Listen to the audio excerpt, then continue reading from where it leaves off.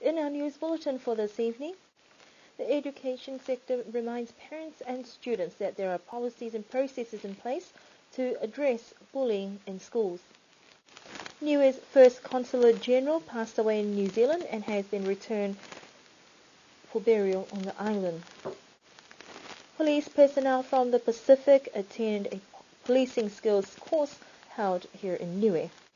The University of Canterbury Student Challenge could see one group implementing a project in Niue. Schools continue to enforce policies to deal with bullying and its effect on children's development. Bullying is defined as the use of force, threat, or coercion to abuse, intimidate, or aggressively dominate others. And in this digital era, cyberbullying is just as much of a concern as physical or emotional bullying. Niue Primary and Niue High School have zero tolerance for any type of bullying, and this is something the education sector would like to remind parents that there are systems in place where they can report incidents. In school programs, the Niue Police have focused on ways to deal with cyberbullying, but also remind students about their conduct towards their peers. School newsletters that are sent to parents also include encouragement for parents to report incidents they become aware of, whether involving teachers or other students. Behavior of children is being monitored, and for those who are new and adjusting to their new environment, it may be difficult. The department believes that early intervention is important, and if there are concerns, they should be reported. According to the Director of Education, Bertha Tongahai, the normal process is that parents or students are encouraged to report an incident to a teacher. If that is not resolved, then the principal would be able to provide assistance. However, in the event that a parent is not satisfied or comfortable with the outcome of the school, they can then contact the Director of Education. Bertha says there needs to be a concerted effort to deal with this problem as a community issue that requires a level of responsibility. One of Niue's prominent sons, Solomona Misimakai Kaloni, passed away in Auckland last week after a short illness. His body arrived on Tuesday aboard an Air New Zealand flight on his way to his final resting place in his home village of Hakupu. Mr. Kaloni was born in 1929 on the 24th of September and left for New Zealand in 1941 at the age of 12. He was sent on a scholarship to Whanganui Boys High School for further education after winning ducks at Tuasea Primary School. On his return to Niue, he worked for the government of Niue for many years and was the very first Niuean at the era to hold a post of head of department as the Registrar of the Justice Department. In his later years working in the Niue government, he was seconded to New Zealand as the very first Niuean to hold office as the Consular General at the Niue Consulate Office at Karangahape Road, a role he held for a 3-year term.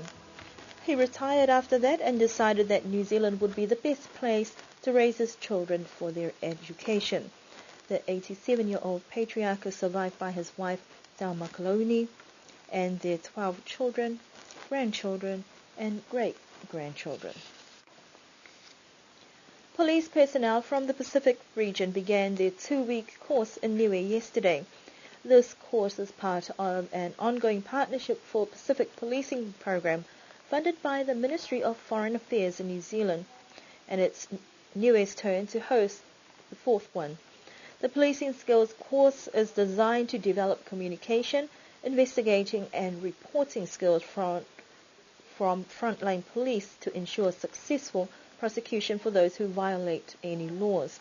The course is designed with an emphasis on practical skills, so the participants need to demonstrate in a practical situation their ability to develop their core values, their knowledge, skills, attitudes and values in an actual practical, which we assess both formatively and summatively. So they get lots of practice and then we do it summatively. So we're teaching techniques to deal with families.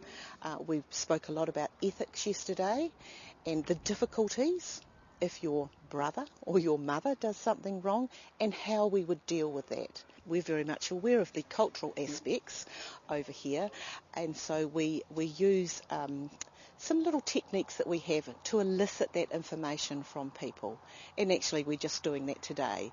So it's using something like tell me, explain to me, describe what happened, to try and draw that information from people, or show me what happened. And that's rather than just asking what happened and people giving a shrug of the shoulders. Yeah.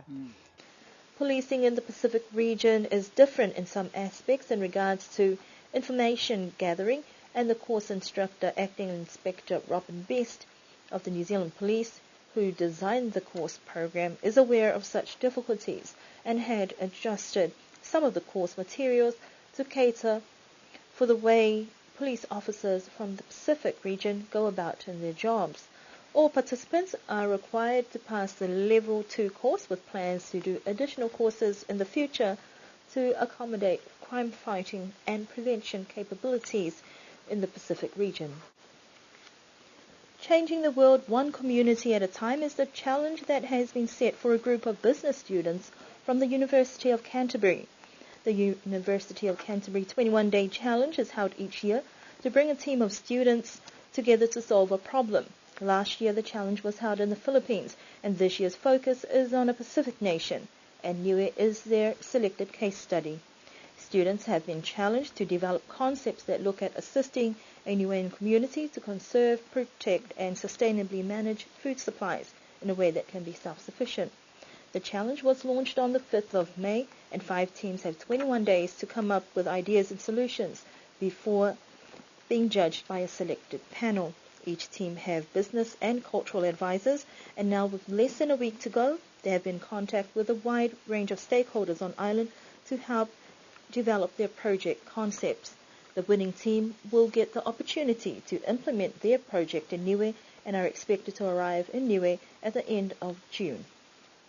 That concludes our news bulletin for this evening. We do hope you can join us for our next news bulletin next week.